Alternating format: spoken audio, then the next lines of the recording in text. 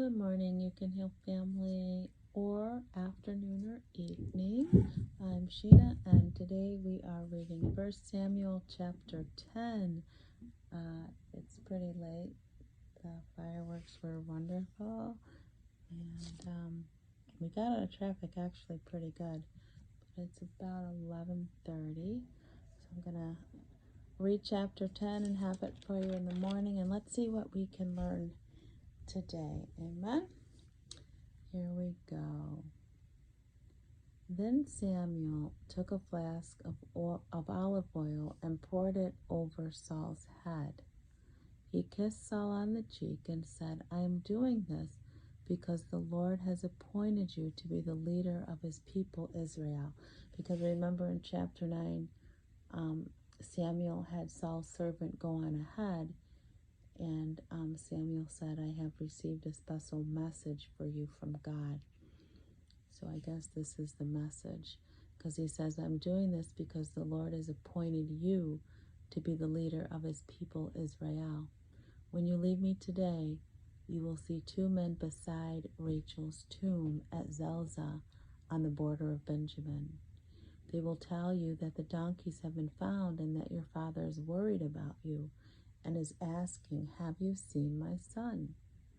When you get to the oak of Tabor, you will see three men coming towards you who are on their way to worship God at Bethel. One will be bringing 3 young goats, and another will have 3 loaves of bread, and the third will be carrying a skin of wine. They will greet you and offer you 2 of the loaves, which you are to accept. When you arrive at Gibeah of God, where the garrison of the Philistines is located, you will meet a band of prophets coming down from the altar on the hill. They will be playing a harp, a tambourine, a flute, and a lyre, and they will be prophesying. At that time, the Spirit of the Lord will come upon you with power, and you will prophesy with them. You will be changed into a different person. Oh, wow. After these signs take place, do whatever you think is best, for God will be with you. Then go down to Gilgal ahead of me and wait for me there 7 days. I will join you there to sacrifice burnt offerings and peace offerings. When I arrive, I will give you further instructions. As Saul turned and started to leave, God changed his heart, and all Samuel's signs were filled that day. When Saul and his servant arrived at Gibeah, they saw the prophets coming towards them. Then the Spirit of God came upon Saul, and he too began to prophesy. When his friends heard about it, they exclaimed, What? Is Saul a prophet? How did the son of Kish become a prophet? But one of the neighbors responded, It doesn't matter who his father is. Anyone can become a prophet. So that is the origin of the saying, Is Saul a prophet? When Saul had finished prophesying, he climbed the hill to the altar. Where in the world have you been? Saul's uncle asked him. We went to look for the donkeys, Saul replied, but we couldn't find them, so we went to the prophet Samuel to ask him where they were. Oh, and what did he say? His uncle asked. He said the donkeys had been found, Saul replied. But Saul didn't tell his uncle that Samuel had anointed him to be king. I wonder why he didn't tell him. I want to look at the commentary for verses 9 and 10 when it said Saul turned and started to leave and God changed his heart. It says it changed his heart, the earliest direct biblical reference to the inner changes God makes in those who serve him. The Spirit of God came upon Saul. God gave Saul an inner unction, validating the external anointing with oil. God gave Saul an inner unction, so the oil was just the outward, the external validation of the inner change inside a person. So that's interesting. You know what I'm thinking about, like in church when, people are shouting or, maybe running up and down the aisles. That's all outward. It's just, is the inner heart really changed? That's what matters. Don't get caught up in outward things that are going on with people. What maybe, God looks at the heart. It says this was primarily an endowment of the Spirit for skill, understanding, or power, as elsewhere in the Old Testament, rather than the inner cleansing, as at Pentecost and elsewhere in the New Testament. However, the element of cleansing was present in a measure even in the Old Testament. The Spirit of God came upon Saul. So I guess the point here that I'm picking up is the inner changing that God did and that God does when someone's heart really is for God. The next part says Samuel announces Saul as king. Later Samuel called all the people of Israel to meet before the Lord at Mizpah, and he gave them this message from the Lord, the God of Israel. And it said, I brought you from Egypt and rescued you from the Egyptians and from all the nations that were oppressing you. But though I have done so much for you, you have rejected me and said, we want a king instead. Now therefore, present yourselves before the Lord by tribes and clans. So Samuel called the tribal leaders together before the Lord, and the tribe of Benjamin was chosen.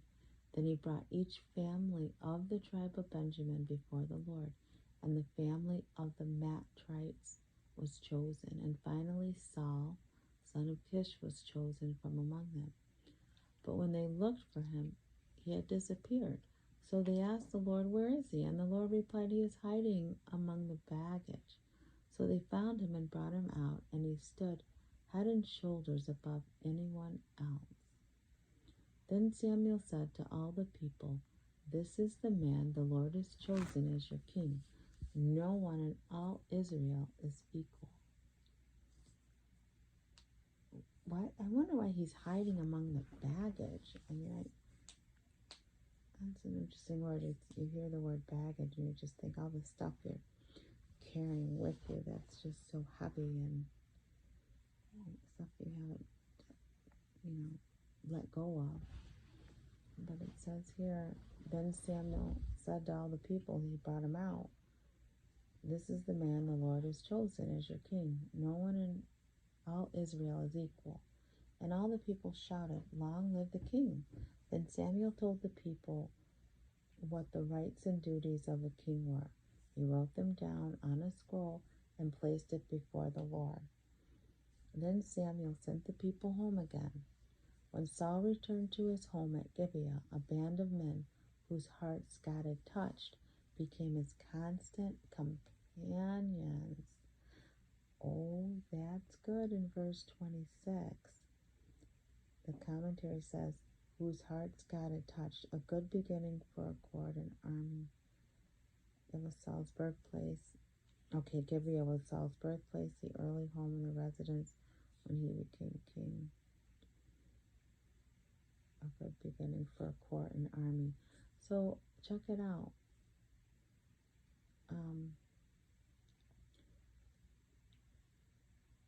Where'd it go? Okay, so God had touched.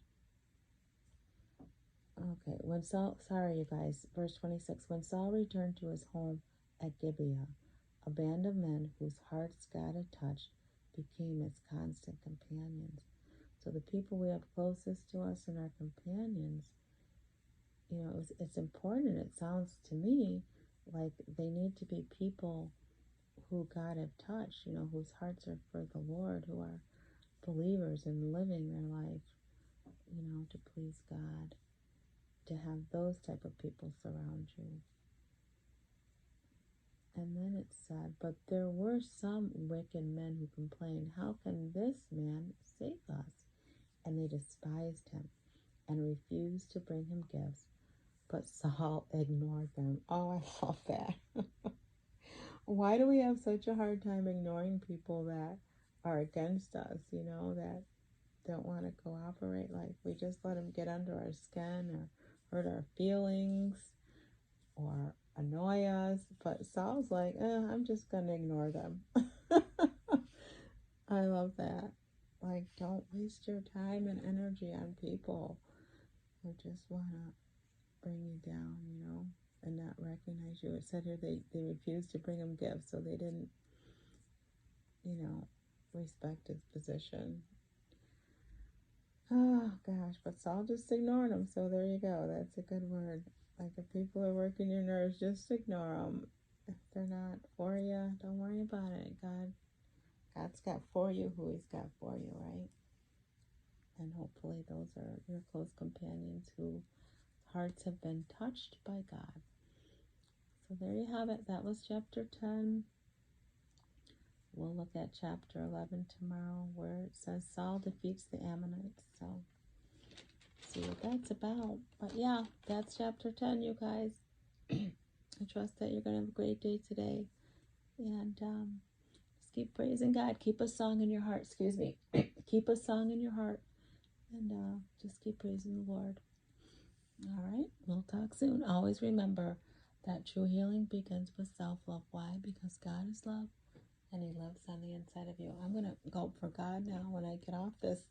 My voice is sounding funny.